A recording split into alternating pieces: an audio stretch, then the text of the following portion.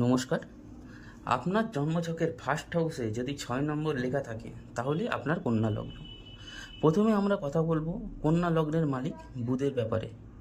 বুধ এই লগ্নে 1 নম্বর ঘর এবং 10 নম্বর ঘরের মালিক, অর্থাৎ একটি শরীর এবং একটি কর্মের ঘর। দুটি অত্যন্ত শুভ এবং শক্তিশালী ঘর পাওয়ার জন্য এবং বুধ স্বয়ং এই লগ্নের লগ্নাধিপতি হওয়ার কারণে বুধ এই লগ্নের ক্ষেত্রে বিশিষ্ট যোগকারী এবং একটি শুভ গ্রহ। শুক্র এই লগ্নে 2 নম্বর ঘর এবং 9 নম্বর ঘরের মালিক। 2 নম্বর ঘর একটি সমঘর এবং 9 নম্বর ঘর জন্মছকের সব থেকে একটি শুভ ঘর।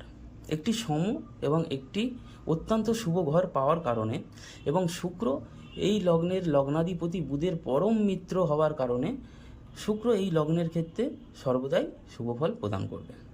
মঙ্গল কন্যা লগ্নে 3 নম্বর ঘর এবং 8 নম্বর ঘরের মালিক হলো মঙ্গল।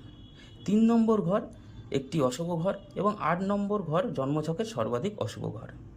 দুটো অশুভ ঘর পাওয়ার কারণে কন্যা লগ্নের জাতককে মঙ্গল কখনোই শুভ ফল প্রদান করে না, অর্থাৎ মঙ্গল এই লগ্নের ক্ষেত্রে একটি অত্যন্ত অশুভ গ্রহ। তাই এই লগ্নের জাতককে লাল কালার কম ব্যবহার করার পরামর্শ দেওয়া হয়। বৃহস্পতি এই লগ্নে 4 নম্বর এবং 7 নম্বর ঘরের মালিক।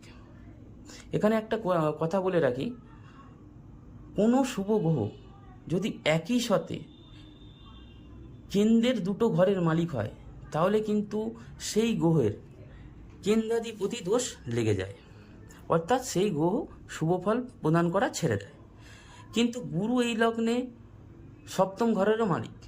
7ম ঘরকে কিন্তু মারক ঘর হিসাবেও ধরা হয়।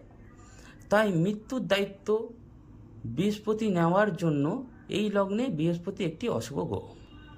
এই লগ্নের সমগ্রহ সমগ্রহ হলো চন্দ্রমা, সূর্য, শনি। নমস্কার, রাধে রাধে।